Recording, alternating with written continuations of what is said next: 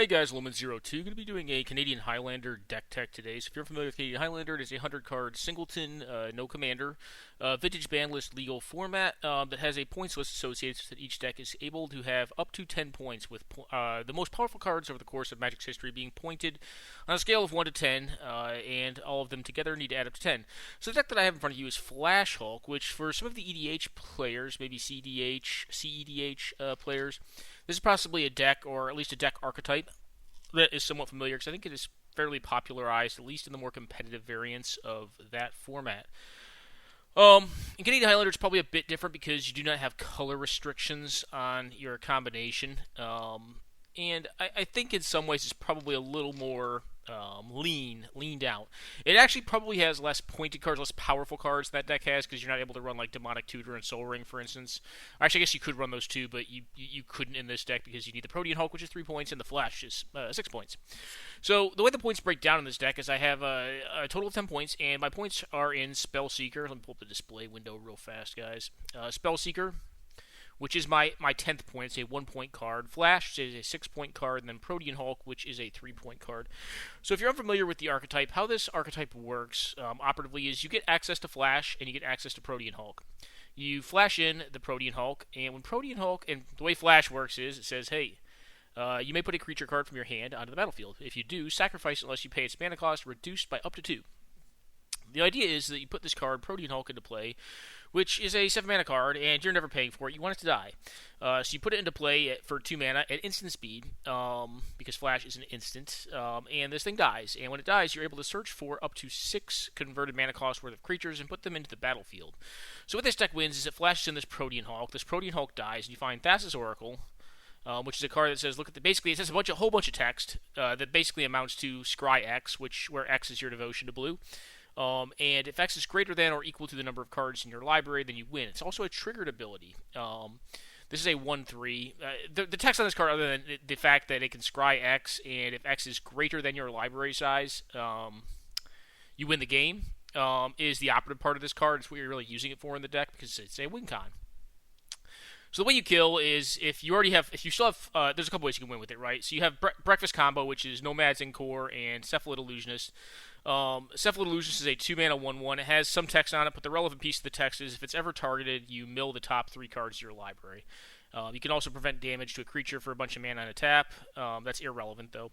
Then you have Nomads Encore, which is a 1-mana 1/1. It says the next 1 damage that would be dealt to Nomads Encore this turn is dealt to a target creature you control instead, which is an activated ability that targets for 0 mana, notably. So you repeatedly target the Cephalid Illusionist and mill your whole library in response to the Thassa's Oracle trigger after having brought it out with the Flash Protean Hulk, which then wins you the game.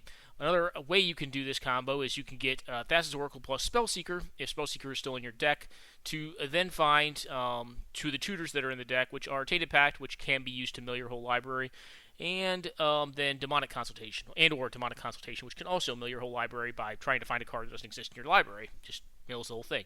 And then the Thassa's Oracle trigger goes off, and you win the game. That is how the deck works. Pretty simple. The one cool thing about this deck is that, given the printing of Thassa's Oracle, there are some cooler lines, some more interesting lines to shorten the volume of cards that are required to make the volume of cards needed to actually do the combo a lot smaller, which always interests me in these combo style decks, because you have the ability at that point to put more good cards in your deck, and or more tutors. Basically, more cards that find operative pieces, less bad independent cards, and either more interaction or more good stuff. This deck is a combo control variant of Flash Hulk, so it runs a ton of interaction. The first column you'll see over here is the boat of interaction this deck is running. The second pile here is the actual deck manipulation tools the deck has access to. Well, basically the cantrips. And then you also have tutors. So, I mean, if you want to put tutors and, the cantrips all in one area, deck manipulation all into one area, I'd have 27. I basically have 27 pieces of interaction and 27 deck manipulation components.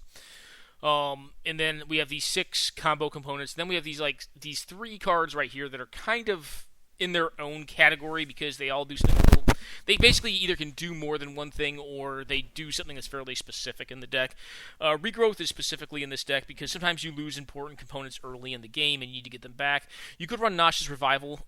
That card is a Phyrexian mana, green Phyrexian mana, so basically no mana. And it says put a target card in your graveyard on top of your deck. Which can be okay in this deck. I think it's better in like Gifts Ungiven variants of decks. It's just really not a great card. Regrowth is not exceptional either, but it puts it directly into your hand. And the fact that you have Spellseeker in this deck means that Regrowth, I think, gets a little bit better than it is in some other builds. Snapcaster is just Snapcaster Mage. It does whatever you have already done, which is very good. And the Necromancy is kind of a redundancy for the Flash combination. The way Necromancy works, it's an old reanimation spell. If you cast it instant speed, basically, it has a lot of text on it. A lot of rules text you can see there. But what it amounts to is, if you cast this card at regular enchantment speed, you just reanimate something. Anything. From their graveyard, your graveyard, whatever. It comes into play. It has this aura attached to it. It's an enchantment. It has this enchantment attached to it. And, it's a creature that's in play. But it has an additional use on it where you can cast this card at instant speed, but the creature gets sacrificed at the EOT. And when it gets sacrificed, like Protean Hulk, then you just put it back. Then you go through the operative loop again. So if the Protean Hulk gets discarded early, then you just Necromancy it and win the game that way. It's also another way to win the game. One of the things you could be thinking is you don't need all of these cards. You're right. Like sometimes you just find the Thassa's Oracle and you find the Demonic Consultation or the Tainted Pact and you just win on the spot. You could do that as well. So having Thassa's Oracle in your hand is not per se bad. It's like, there are other cards. There's just these two cards that combo out with it pretty well. And Tainted Pact is not really that hard to find because we have 3 transmute cards that are in the deck. So these transmute cards kind of help you get after Tainted Pact if that's specifically that effect you're looking for, or if you're looking specifically for Thassa's Oracle, because you already have the Tainted Pact with the Demonic Consultation. So there's kind of a lot of ways to get around that. So the deck is basically a whole boatload of deck manipulation, tutors, cantrips, and interaction, and then combination components and mana.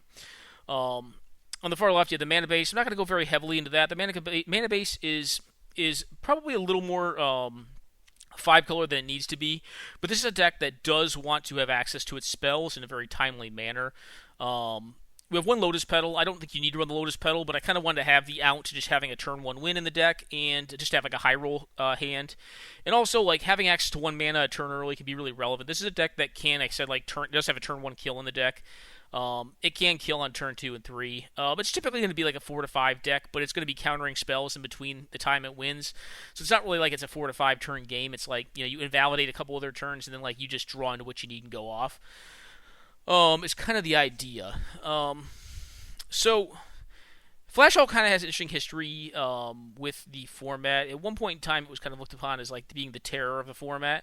And it probably got overpointed to a point of unplayability, and it's probably still partially there. I think it's probably still a point short of being like high grade material, but it's a very good deck. I've been playing it in recent history, the last couple days. Been retooling the deck over the last week or so. I still think there's more room for growth in it, but it's very, very powerful at what it does. I'm going to quickly cover down the interaction I have and kind of talk through the most essential components of it and the components of it that are more flexible and you could just change out. Starting off the top with the counter spells, interaction pile, Mental Misstep, you could take this out. One of the card types that I found I have a lot of problems with is, not problems, but I can have issues with, is hand attack. So early and efficient hand attack, there's 3 of them, Duress, Thoughtseize, and Inquisition of Kozilek. Mental Misstep just stops those things pretty well, so I am running it.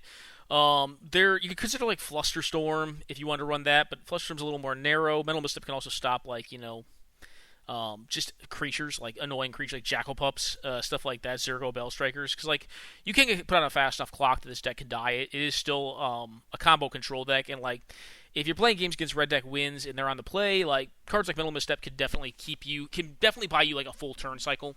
If it's the difference between taking 2 damage and 6 damage off of a 1 mana 2/1 attacker, that's a lot. So this is a card that you could take out though, and you could put something different in. Like I said, Flusterstorm is one that's interesting. I can't think of the card's name right. Swansong. Swansong is a card I've tested around with. And I think you could run Swansong in this deck. I ended up going with Veil of Summer over it, but I could see Swansong over Mental Misstep to stop enchantments, instants, and sorceries. Definitely not a bad one. It's a card that mostly gets played in Oath. If you're not familiar with it, it stops those things, and it also gives them a 2/2 bird, I want to say. gives your opponent a 2/2 bird, which is why it's played in like Oath decks. So Spell Pierce. I think this card should be played in most blue decks. I was having interesting dialogue with Benjamin Wheeler the other day about this card. He thinks that there's some blue decks that don't need to run it. I don't know. I've always been a big fan of Spell Pierce. It's always done a lot of work for me. Maybe I often just like times find that I tend to twist games in a way that I can like set this card up a lot, but like I rarely find it's completely dead. Spell Snare, yes, card's great. 2-drops are good in this format. Duress, Inquisition, Thoughtseize, all fairly similar effects. Fatal Push, just kill little things. Some things can be annoying to this deck, like if they have like Hushwing Gryphs or like, what is it, Tecatli, Warguard or whatever that card is. There's some cards that stop ETBs and death triggers and stuff like that, so you could want to get rid of those, or just get rid of some pressure off the board. Just control the board and then use your counter spells. Leverage your counter spells after you get them. Get your mana base deployed. Veil of Summer again. Hand attack can be detrimental for this deck. It's kind of in a way like Time Vault. In some ways like Time Vault. There's a little more. How do you put it? Like there's a little more panache to playing this deck than there is Time Vault. Time Vault's a little more like clear cut and linear.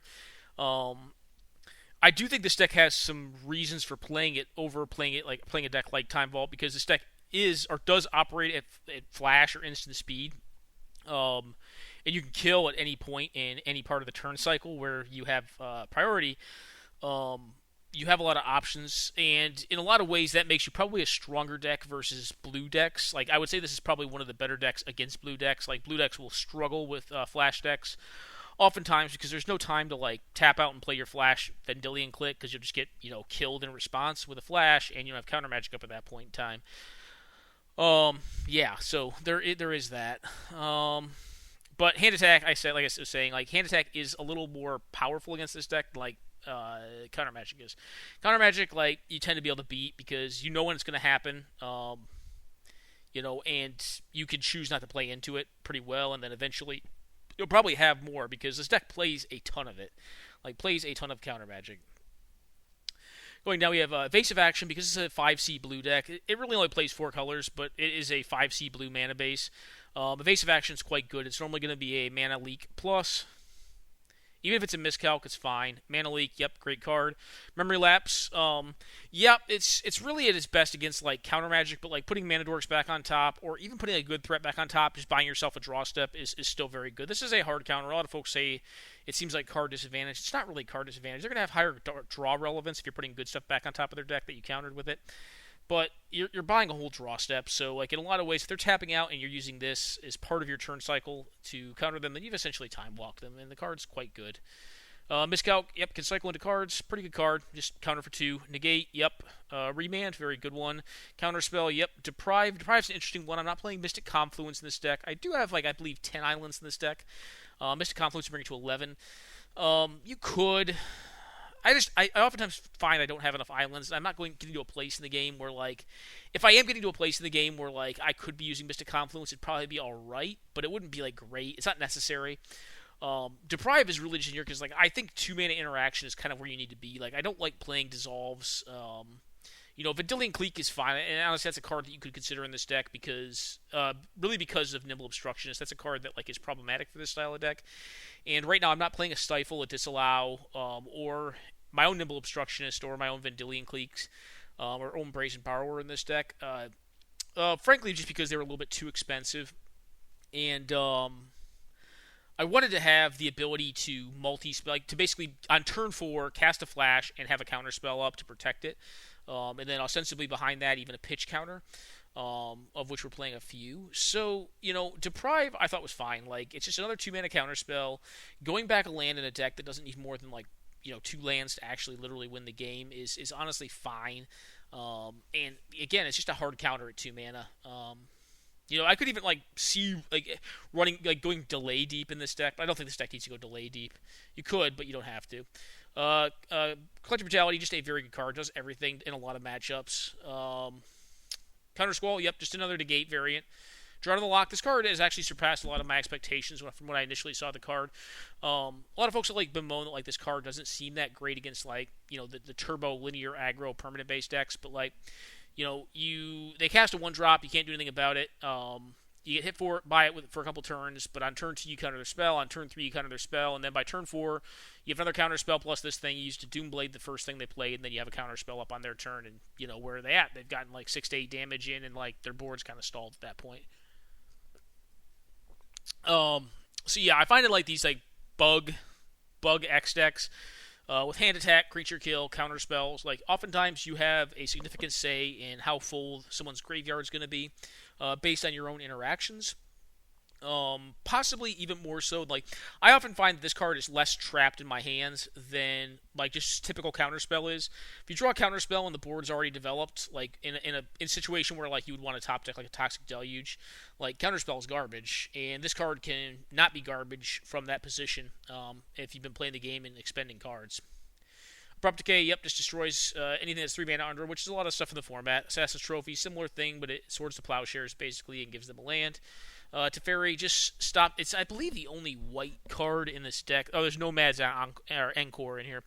So there are 2 white cards in this deck. You can play more. Like, initially when I built this deck, I built it to, like, play some kind of more, like, combo-y cards. Like, I had, like, Silences and, like, Abeyances and Orum's Chance and stuff like that. And the mana still could support that, I think, pretty easily. Like, white is, like, easily the smallest splash in the deck. But I think Teferi is just a good enough card on its own. Like I don't think those other cards are that good on their own, and or operative like Nomads are. But Teferi is, and you'll notice I'm not playing an Oko in this deck. I didn't really think Oko's a great card, but that's all it is. It's just a good card. I didn't find it was stopping enough. If I found it was, like, if I found I was playing against a lot of Hushwing Gryphs and, like, Death and Taxes that have, like, effects that actually, like, cared about this type of deck, which oftentimes that deck doesn't really run those cards. Like, Hushwing Gryph is, like, actively detrimental to a lot of stuff that, like, Death and Taxes is doing, like Stoneforge Mystics, like, their Palace Jailers. Like, it just stymies a lot of their own stuff. So, like, they often don't run it. So, Oko doesn't really stop that. And Teferi, does quite a bit. Like, against blue decks, it just wins the game. On its own. It's just like I resolve this thing. All right, you lose the game. Like you can't do anything about it. Like if you can't, kill it on your next turn, like you're probably losing. If I get an untap, you're done. All right. So moving on, Toxic Deluge. Yep, only board wipe in the deck. Just a very good board wipe. Daze, free counterspell. It is only a 4 spike, but pretty good. Force of Will, Pact of Negation, Force of Negation. These cards are kind of all interesting. Like Force of Will, I don't really need to talk on because like Force of Will has always been kind of used to back up combo style decks. The same thing with Pact of Negation. The fact that you could actually Pact is actually probably at almost its best in like a deck like this, even like more so than like a deck like Time Vault or something like that. Because of the fact that you're running Flash in this deck, like if you tap out for Dimir Infiltrator to find Flash and you already have the Protean Hulk in your deck. If your opponent casts like Hand Attack on their turn, or main phases of Vendilion Clique, or tries to cast Hymn to Turek, whatever, you can cast Pact on their turn with like 2 to 3 mana in play. I'm sorry, you have to be like 3 mana in play, and on the upkeep trigger to pay for this card, you can just cast Flash and win the game. So you basically never have to pay for this. You can even cast it on their turn, and even if the trigger would happen, like you could just Flash in response to the trigger and still kill your opponent, which makes this deck probably one of the better Pact of Negation decks I think I've played in the format. Same thing with Force of Negation. Force of Negation is normally going to be it's designed to be a reactive card. But the fact that you can do your combination at instant speed means that you can just cast Flash on their turn and then use Force of Negation as essentially a proactive Force of Will to protect Flash, and then resolve your combo and win the game. All right, our cantrips. The only ones that we're really missing are that are on Moto. I would say are like Peak is probably one of the ones I've considered. I'm not running Peak right now because it's kind of just a blind draw, although it is nice to be able to see their hand and make sure you're going to be able to beat the interaction that they've got. You say the same thing about Serum Visions, but Scry 2 is quite a bit after you've already drawn that one blind card. We're running Latinum's Legacy and Sebion because these cards help us get rid of bad cards, like some of these ones over here, not really cards that you want to have. But because there's multiple ways of actually comboing out with this setup, oftentimes you'll find you won't draw like two dead cards that like are going to disable both halves of the combo. But if you do, I think it's good to have cards like Sebion and Latinum's Legacy to be able to put those kind of donkey cards back in your deck and then hopefully not draw them again. Or like have them in your deck so you can actually combo out. Then Worldly Council, Impulse, both very good cards because it's a 5C blue mana base. Worldly Council can be an Impulse plus, or it can just be an Anticipate, which both are quite fine. Jason Mind Sculptors, high card quality, also helps you get rid of the trash cards if you need to, and find the right ones so that you can combo out. Also, it can be Tempo, and can randomly win the game, but I oftentimes don't find I win with this card here. I think I think I've only had Jason play like one time, and like I won that game, but like I just used to brainstorm once. I probably used to bounce something, and then like on my next turn brainstorm and then win the game. Is kind of how it played out. All the tutors, all right. So demonic consultation, essential component in winning the game. Kind of a combo card, but can also be used in emergency situations to not die. I have used this not to die to find toxic deluge, and luckily enough, did not exile enough components that I could still not win. Sylvan Tutor and Worldly Tutor. These cards are interesting. They're both not that great. They don't see a ton of play in the format, but they're kind of essential in this deck because they either generally find Thassa's Oracle, Protean Hulk, but the one that's interesting about these cards is they actually also find, where are you at? Demir Infiltrator. The reason they would find Demir Infiltrator is because you want to get this card and then convert this card via Transmute into Flash if you already have the other pieces of the pie, basically. If you already have Protean Hulk. So these cards are actually more flexible than they appear. They are top tutors. One of them is Sorcery Speed, but I think they're definitely good. I think they're definitely good enough in the deck to run. Modal Mixture, just a Transmute card. This is probably the most relevant. Has the most relevant regular text on it, outside of Transmute being a 2-drop and saying Transmute on it. But it also can counter an instant or sorcery, which is fine. It can go into the interaction pile as well. But it's in here primarily not for those purposes, but for transmuting to find Flash. Shred Memory, yep. Also, Transmute card. Tainted Pact, another combo piece / tutor. Demir Infiltrator, another transmuter here. Limb Duel's Vault. I'm playing LDV. LDV's been fine. It is card disadvantage, but it is perfect selection at the cost of some life. And the card is very powerful. If it can set up 1 to 2 draw steps, or a draw step plus a cantrip into another draw step, generally speaking, you can win the game off of it. So I found it's pretty good. Eldamri's Call. I guess I failed to mention this card when I was talking about white cards. This card is also a white card.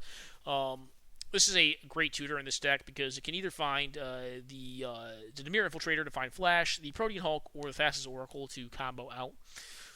Fierce Empath, another one that's kind of an interesting card. It only finds Protean Hulk in the deck, so sometimes it can be a dead draw. But if you already have Protean Hulk, you're feeling pretty good because you're halfway to the combo itself. And then you can just use some of your cards like Latnem's Legacy, See Beyond, Chase the Mind Sculptor to put this card back in to your deck. Ristic Tutor. You could also play Grim Tutor in this deck, or like Beseech the Queen. I'm not high on Beseech the Queen. This deck's not that black. It has a few black sources, primarily a blue-black deck. Primarily a blue deck. Its highest secondary color is black, but it's very low on black.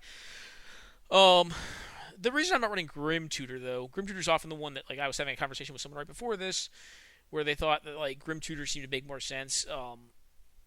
You're not going to win a game on the play against Redneck Wins by tapping out for Grim Tutor on turn 3. I just don't think you can realistically expect that. You can with Ristic Tutor. For them to do 20 to you by turn 4 is not unrealistic. Like, their deck should generally be there, but sometimes it will. It has a higher fail rate if you're not taking an additional lightning bolt to the face. And against a lot of decks, like, they're not going to afford not to be able to tap out against you. They're going to have to tap their mana, especially up to turn 3. If they want to win the game. And if they want to play around Ristic Tutor, then like eventually you're just going to draw the stuff you need anyways to just win the game. And or like counter their spells when they try to kill you.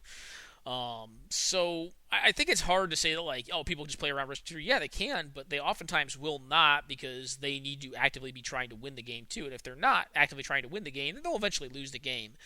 Like I was saying, it's very hard to play reactive Magic against this deck because of the fact that it has such a resilient and also very, how do I put it? A very flexible win condition. Like, you could just win with Flash any point in time that you have priority. You can win with it. So, like, against blue decks, like, I don't think they're ever really that advantaged. And yes, well, Ristic Tutor's going to be kind of bad in that matchup. You can pick your time and place. Like, you can definitely set a lot of fights where you can find that you get their mana tapped out. And eventually, they do need to tap out, too. They need to tap out to actually kill you. The control decks do. And if they don't ever do that, then eventually you're going to get them anyways because you have more interaction than they do. And you'll hand attack them, figure out the coast is clear, and just win the game. Alright, Mystical Teachings. Yes, this card is great. It's 2 for 1. It finds Flash. It finds Worldly Tutor. It finds Eldamri's Call. It finds LDV. Finds Tainted Pact, finds Demonic Consultation, finds a lot of like kind of semi-essential, either like operative or semi-essential components that just kind of help the deck tick. It's also a 2-for-1. It's a little expensive, but the fact that it finds Flash is just kind of one of the big reasons to play it. Bring to Light's another card that folks ask me about. Like, I just don't think there's a better tutor that I could want for this. If you're transmuting one of the transmute cards and then casting Flash with it. You're paying the same amount of mana. Now, given if you're transmuting, I understand like you put it in your hand, but if you want to put one of those cards in your hand, then at that point you just bring to light for Spellseeker to put Flash in your hand, or you bring to light to put Demonic Consultation or Tainted Pact in your hand, which are probably the three most common things that Spellseeker finds in this deck. So bring to light can still kind of have that effect. It's kind of a similar effect to the two CMC 3-mana transmuters. It's kind of how I look at the card. You have like Necromancy, Snapcaster, and Regrowth. I already talked these. And I've already talked the Essential Combo Loop. So that's the deck, guys. Basically, just a big old combo control deck. It's a deck that did very well in, I believe, 2015. I think it won the finals, the year-end event against Jer on Blue-White, which, again, not a great matchup for Blue-White there. And it kind of fell out of favor with some pretty severe pointing changes, which I think in the near term it could actually be opened up to having an additional point. I don't know. We'll see. But I'm very happy with kind of where I got this deck. It's been a blast to play. Maybe not the folks I play against, because like sometimes you can just lose out of nowhere, and it's like, how the hell did I lose this game? I was just winning, and now I'm just dead. But like that's Magic sometimes, right? Like folks who enjoy playing combo, probably enjoy that aspect of it. I think for me, like the biggest part is just the building of it. These style of decks definitely excite me because I love playing control.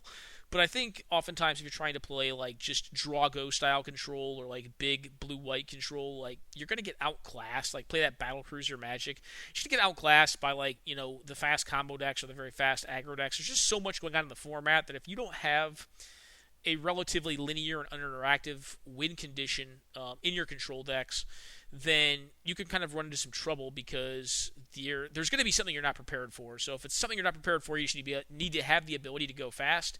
And this deck definitely can. Like I've gotten some turn 2s and turn 3s and a lot of turn 4s and 5s in this deck. But it doesn't really sacrifice a long game either. It can play a very long 12, 14, 16, 20 turn game and still be very successful. So anyways, guys, that is Flash Hulk. I'm going to go on a quick break, and we'll be back momentarily with some gameplay of Flash Hulk. Alright, guys, we're back. Playing against Gatewalker here, let me turn the motor sounds off. Taste the Beams. They're playing Sui Black, I believe a Flying Men variant of Sui Black. So this hand's alright. It's a little slow. It needs to draw mana. It has Spellseeker to find Flash. It has Muddle the Mixture to find Eldamri's Call. To find the Hulk after I have the Flash. I could also use Spellseeker to find Worldly Tutor, or Sylvan Tutor. I'm sorry, Worldly Tutor, and or Sylvan Tutor to find the Hulk, and then use Muddle to find Flash. Either way, it's going to take a little bit of mana to make this go, so I'm going to need to draw some lands here to win this one. Opponent just puts a bunch of stuff on this Pilfering Imp. In the interim, the hand does have a lot of interaction in it. Final Days, cool. Gonna pretty much be remanding anything we can this next turn. We're kind of just hoping to hit our land drops here. They cast an Avatar of Discord. I'm just gonna counter this. It's a possibility I should have just dazed it there, but I really want to hit my land drop. I have to discard here because I miss on lands. Unfortunate. So I kind of just miss on lands here post remanding. The point of the remand was to find my next land drop. I still think this is a very justifiable keep based on how many lands we have. I go ahead and kill this thing. They play out a Circling Vultures, a Sleeper Agent, and a Hope of Girper.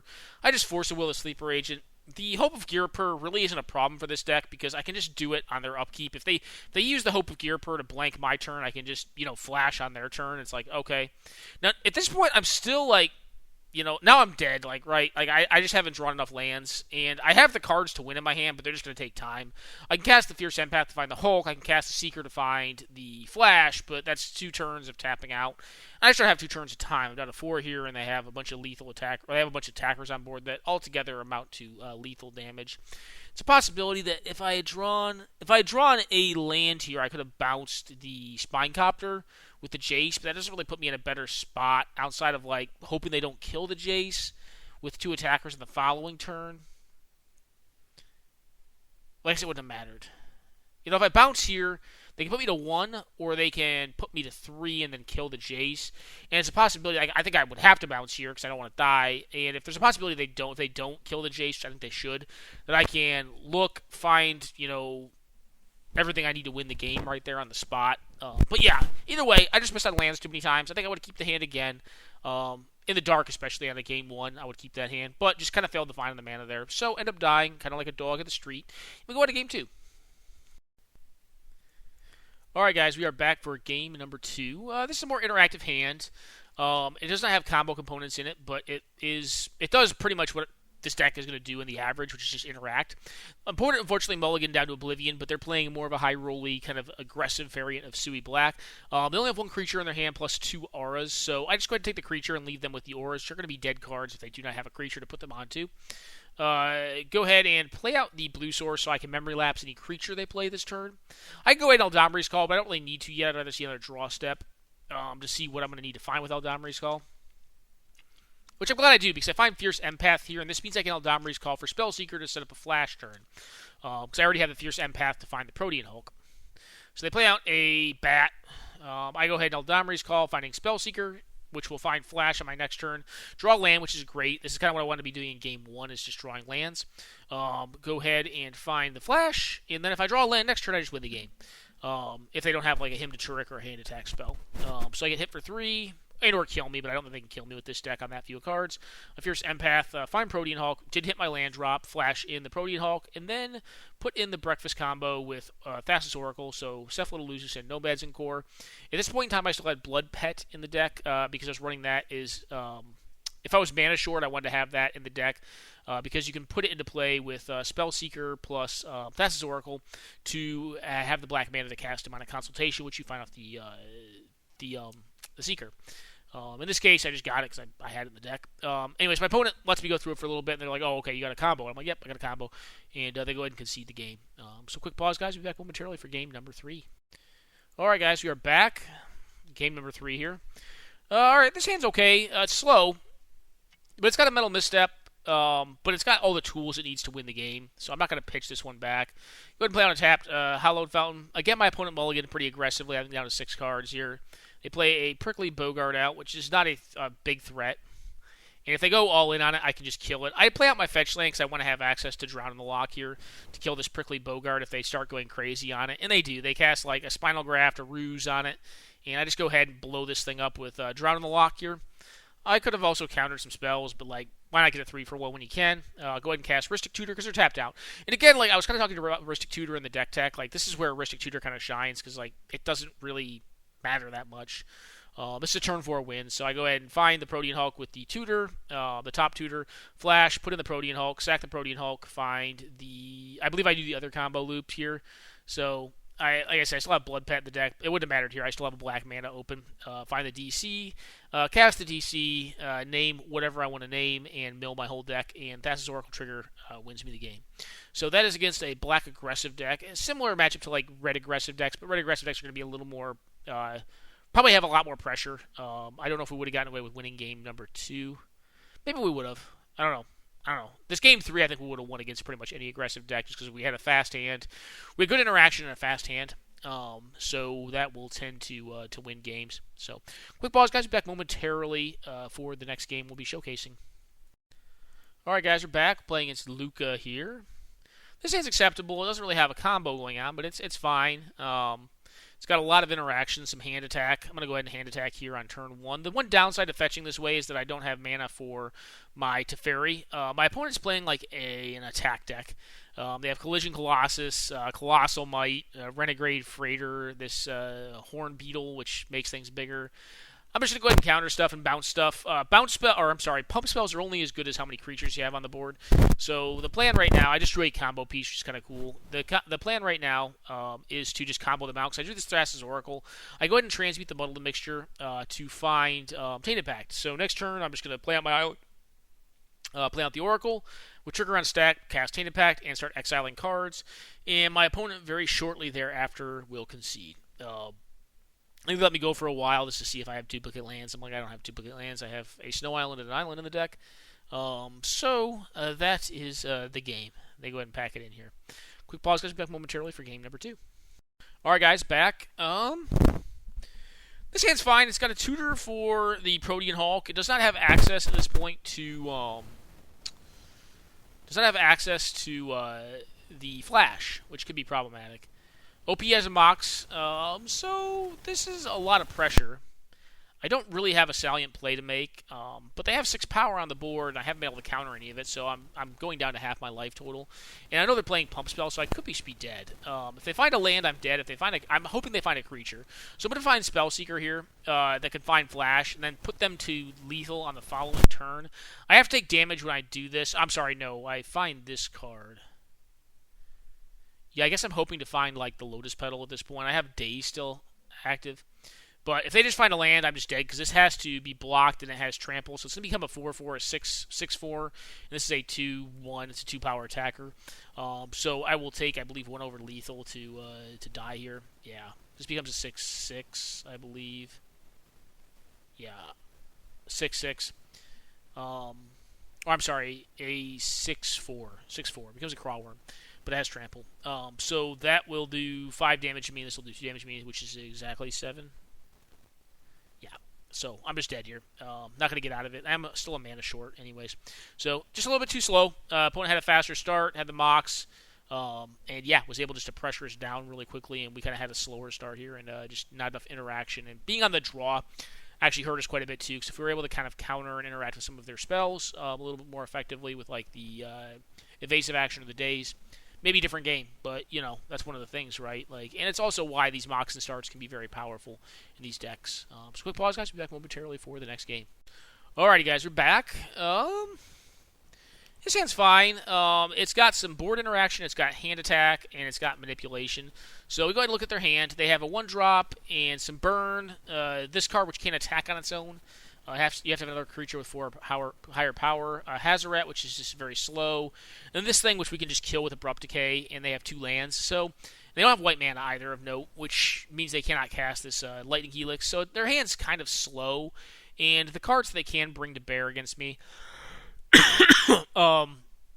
don't really do all that much. Like, you know, Hazaret's a good card, don't get me wrong. There's their white mana, which is good for them. Alright, so at this point we have access to this Sylvan Tutor. I don't cast the Sylvan Tutor here, though. Kind of want to wait and see more draw steps here. They cast the Horn Beetle out, which is fine. I wanted to take them off Hazaret mana here. And the ability to, at least in hand, cast the Warden. I go ahead and bounce the Beetle with Jace, just to bide more time. If they find the white mana source, they can blow up my Jace. They have to play their threat out, though. Like, I think they're not wrong in doing that, because if they're not blowing my Jace up, they can honestly get into a lot of trouble here. I go ahead and play out the Spellseeker, which at this point, like, unless they can kill me next turn, they're just dead. Because I'm going to find Flash here. I guess they could also... Actually, I think they're just dead. They play out their Horn Beetle, which is fine. This thing gets a +1/+1 counter. If they have a Pump Spell, they could attack with the Warden to kill the Jace. I just go ahead and Inquisition here. They cast a Helix to blow up the Jace, which is just fine. I cast out the Eldamri's Call, finding the Protean Hulk, cast on the Flash to put the Protean Hulk into play, sacking the Protean Hulk, finding, I believe, the Breakfast combo here to win the game with the Thassa's Oracle. So there we go. There's the Breakfast combo with Thassa's Oracle, and they go ahead and pack it in here. So get them here in this game. Quick pause, guys. Be back momentarily for the next game against Naya counters, Naya aggro. Alright, guys, we're back. Playing as Munwolf this time. This hand's fine. It's got deck manipulation. This is back when I was playing Swan Song, so I didn't have those are pretty good. I think I keep both. Put the snare on top, though. I'll use the Portent to look a little deeper in my deck on the following turn to find that land drop. There is some credence to not playing out. Or not keeping snare on top. I think Seeker you have to keep. They're playing a Time Vault deck. So I go ahead and look at my top couple cards, put the land on top. They put a key down. The key's fine. The key without Vault I'm okay with. I don't tap out here. I possibly should have just gone for Flash with the Dimir Infiltrator. I don't feel like just randomly losing to a top tech Time Vault, though, is kind of my thinking. So, like, I feel like I have time here. I just go ahead and get rid of the Swan Song. Find the Teferi. Can't cast Teferi here, though, which is unfortunate. Go ahead and cycle the Dimir Infiltrator. Find Flash, which is just fine. The thinking being, I can still leave up Spell Pierce here, which if they don't have a land drop can mean they can't activate the Time Vault if they have it. But they are also down to like only a few cards that I don't know. Cast a Brainstorm here. Cast a Duress, which stinks, but they for some reason take my Teferi. Teferi is an interesting one to take. I guess they feel like they can out-counterspell me. I think in reality you should take the Flash here. The Flash is a 6-point card for a reason. It's very good. I'm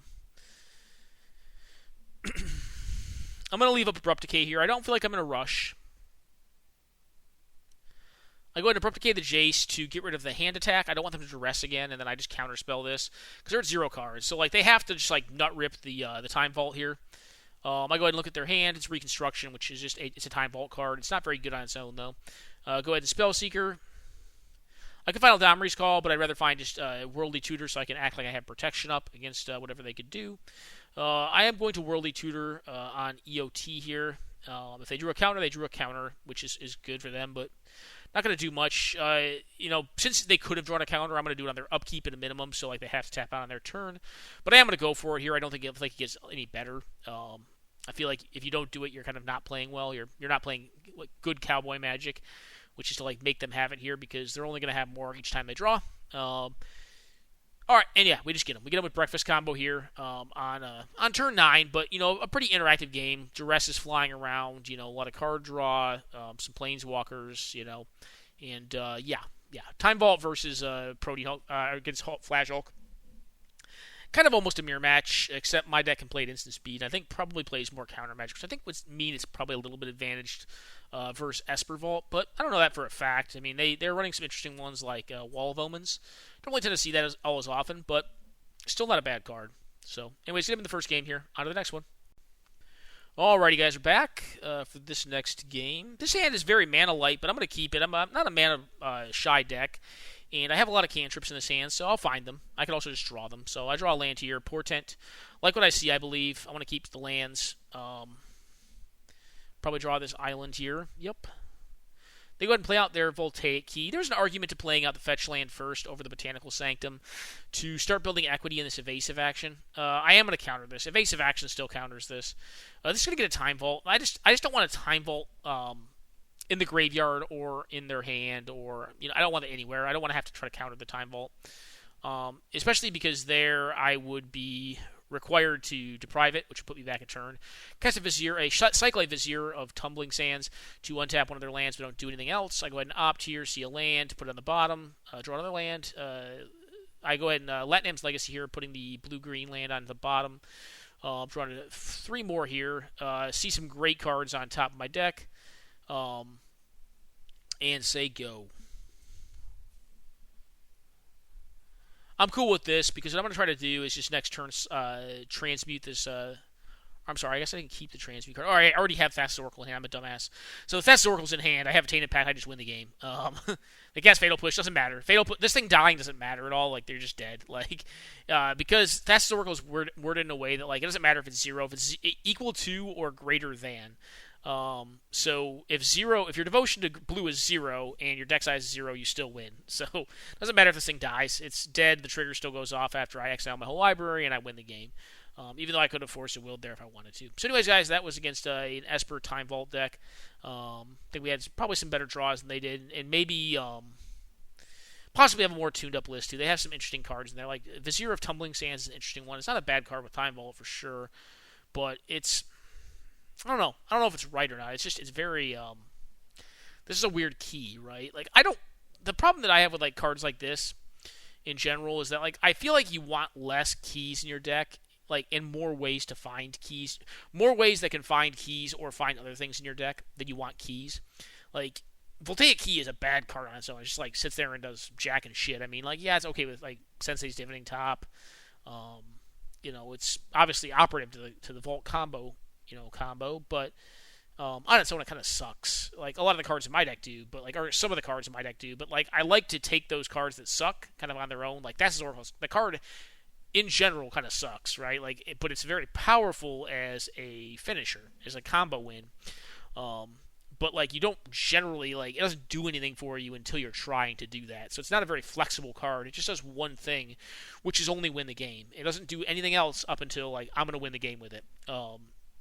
So those kind of cards I think you want to limit because there's plenty of cards like that have that effect in Magic. So I feel like the less of those you can run and the more ways you can find those or other things with those things that find things, the better your deck's going to be. And that's kind of just ties back into Xerox theory and deck building theory in Eternal, which is to say that the more flexibility you have over the course of variance in your deck's playthroughs, the better your deck is going to tend to operate, especially if you, the pilot, are capable of making those decisions well. So anyways, yeah, that's kind of just my thinking on cards like Vizier of Tumbling Sands. I just see that it does a job, but I don't know if you need to go that deep on it. Just don't know. So anyways, I got some thoughts. We got them pretty fast here with the Oracle combo here, and then Protean Hulk and Flash in game one. So on to the next one, guys. All right, guys, we're back. Playing against Benjamin Wheeler here. God bless that chimp art. This hand's great. It just needs to stay alive. And at this point, I know what Ben's playing. Ben knows what I'm playing because I tell him before we play because he's on stream and I've seen him playing that evening, and it's I know he's on Bug mid range. Not a great matchup for Bug mid range to caveat this whole video. Not a great matchup, but I've been playing a lot and building a lot on this deck, and I just wanted to I want to play this deck. Alright, so Ben tries to cast a Scavenging Ooze here. I go ahead and Tainted Pact. I'm looking for land here. I don't want to hit an operative component. I just want to hit land. So I hit Reflecting Pool, and I'm like, cool, great. Reflecting Pool is great. Because I want to cast this Rhystic Tutor while my opponent's tapped. And I cast Rhystic Tutor to find Flash. And the thinking is here, I'm just going to combo him out next turn and win the game. Ben plays smartly here and casts Vendilion Clique.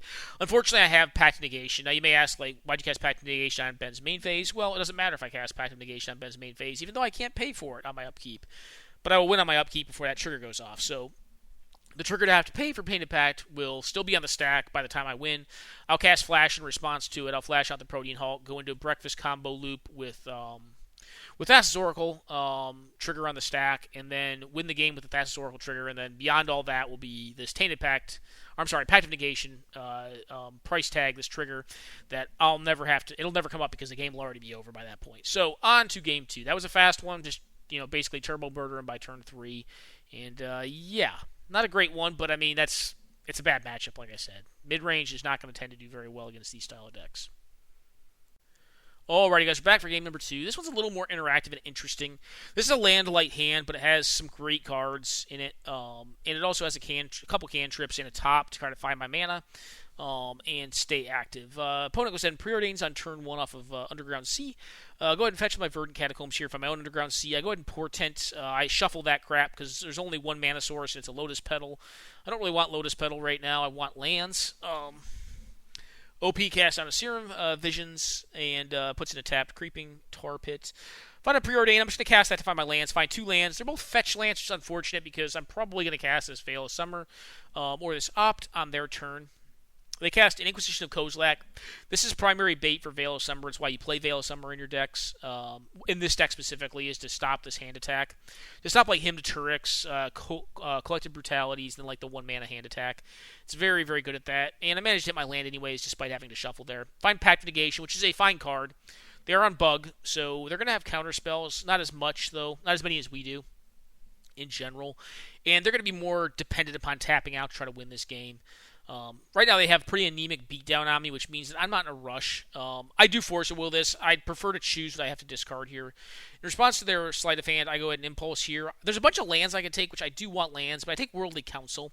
That could be folly, but I feel like land is the most likely draw off the top of my deck. And if I don't draw land off the top of my deck, then I'll Worldly Council, find a mana source. Go ahead and shuffle here to find my other blue-black source so that I can cast Limb Duel's Vault to find either Flash or Protean Hulk. And then I have this Shred Memory to transmute into Flash if I so desire.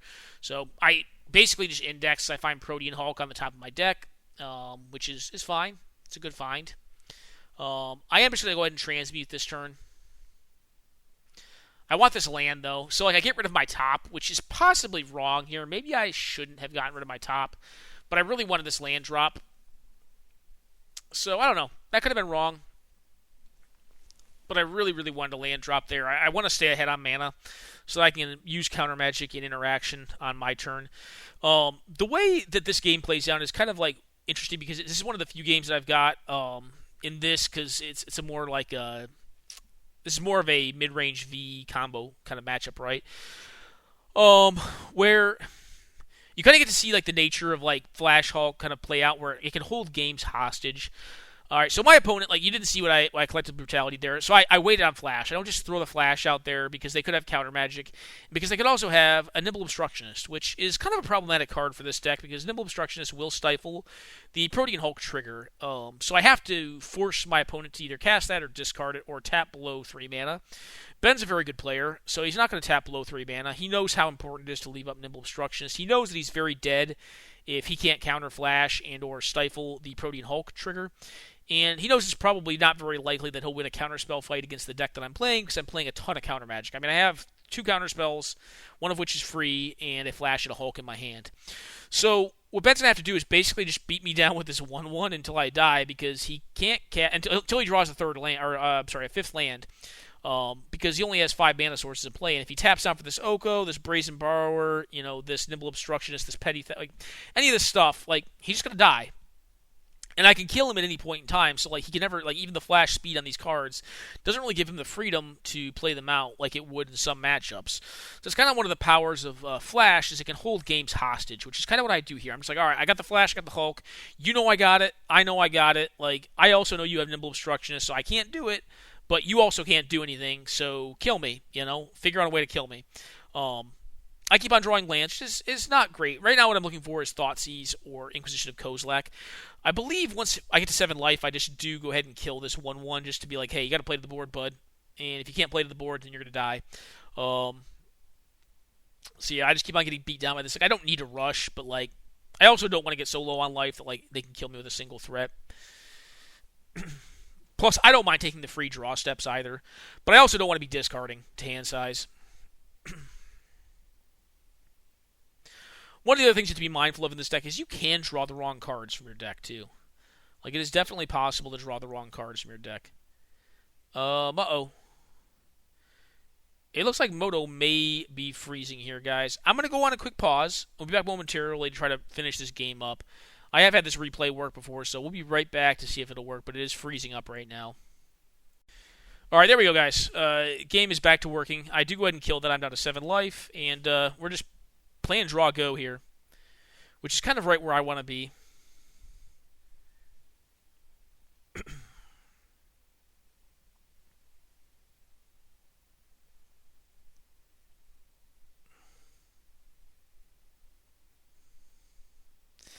Uh-oh. Looks like Moto is struggling with this game. Well, quick pause again, guys. I'm going to restart this replay because I think this one's struggling right here. All right, guys, let's try this again. So right after I kill that card, I draw my Mental Misstep, which makes sense. Keep in mind, Ben is getting to a very high card count in hand, so at some point he's got to discard. I've been using my cards and making land drops, which means I'll discard. I will not discard before he does. If I have Mystical Teachings, which is a huge one. The one problem with this build, like specifically against Nimble Obstructionist, which is a card that I acknowledge can be problematic for this deck, is that I don't have a Vendilion Click or a Stifle or a Disallow in the deck. So I basically have to find Snapcaster Mage so I can recast the Limb Duel's Vault to find Thoughtseize or Inquisition. Teferi doesn't even stop it, even though I can't cast Teferi now. I'm doing this. I'm just going to sit on this Snapcaster Mage, cast Snapcaster on their EOT, and force a fight there if they want to fight over it. Possibly win if they tap too much mana, but Ben's not going to tap too much mana here. I cast the Snapcaster, targeting the Limb Duel's Vault. Cast the Limb Duel's Vault. In response to Limb Duel's Vault being cast, I believe they cast Negate, leaving up 3 mana. I just go ahead and cast a Daze on it because I get to float the mana anyways, and if they're going to stop my Daze, I'll win the game. I go ahead and look, find the Thoughtseize. I believe on my second 10, I think that's 15 deep, take 2 damage off my card. Go ahead and Thoughtseize, take out the Nimble Obstructionist, cast the Flash, put the Protean Hulk into play, and kill them with the Breakfast combo here. So, Pretty straightforward. Once you're able to get rid of that Nimble Obstructionist, it's a little bit tricky getting around that Nimble Obstructionist. That card was actually able to stop me from winning. Because I know I had enough counter magic to kind of stop anything they had in hand that could stop me, but you can't really counter a Nimble Obstructionist without like a Disallow, Stifle, or your own Nimble Obstructionist. So that's possibly something you could run in the deck too. Is like Stifle is not unreasonable. Nimble Obstructionist is probably better than Stifle. I'd probably run Nimble Obstructionist before I'd run Stifle or Disallow. Probably Disallow before Stifle. I don't know. Stifle may be better than Disallow.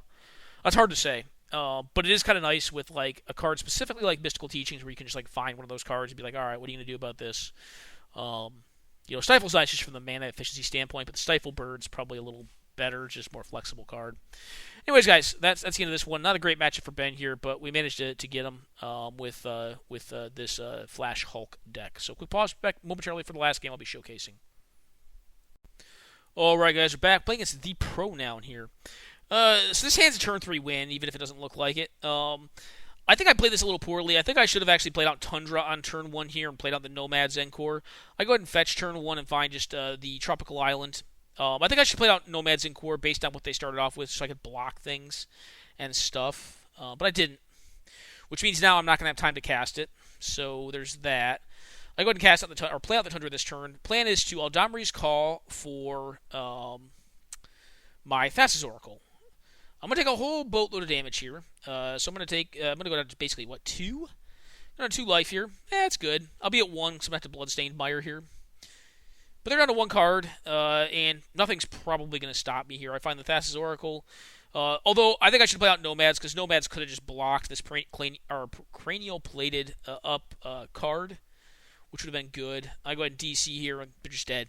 Turn 3 was fast enough. They weren't able to turn 3 me. A lot of these aggro decks, the Artifact Stompy decks are kind of feast or famine decks. Like, they can have some really high roll, like, great hands that, like, just kill you real fast. Like, this is a very fast hand, but it's still a turn 4 kill, which is, like, pretty much on par with, like, Red Deck Wins, like, average draws. I think in general, like, Red Deck Wins is the best and probably the deck that you should, like, build a lot of your, like, combo control decks, your combo decks to be faster than or to beat. And we got to kind of showcase here that, like, we're able to do that. Like, we have draws to do that. This is a draw that basically only did that. It did not have good interaction. It just had a very linear game plan in it, and I opted to keep it against them in the dark, and it paid off. So, deck is pretty quick as you can see. So, quick pause, guys. Be back momentarily for game number 2 against the Pronoun. All right, guys, back. Yeah, this hand's fine. I mean, it's not great, but it has a tutor to find the Protean Hulk and or the Oracle if I draw into like either Tainted Pact, etc., or like Demonic Consultation. Play out the tap lane, or the shock land here, tapped. I could play out Veil of Summer. They're playing blue, but I haven't seen any blue cards out of them yet. Just a bunch of colorless cards. I go ahead and remand that, looking for payoff. I get hit with this Ginger Brute here. I go ahead and Sylvan Tutor to put Protean Hulk on top of my deck. They try to cast the Chief of the Foundry again. I just go ahead and use Deprive to bounce my Bayou. I have this Counter Squall I could use next turn, draw to the Hulk. If I don't have to Counter Squall here, I'm just going to draw on the EOT with my land. Try to find access to Flash. So get hit for 1, cool. Mindstone's an odd one in their deck. I don't understand that card quite. Arcbound Slith makes sense.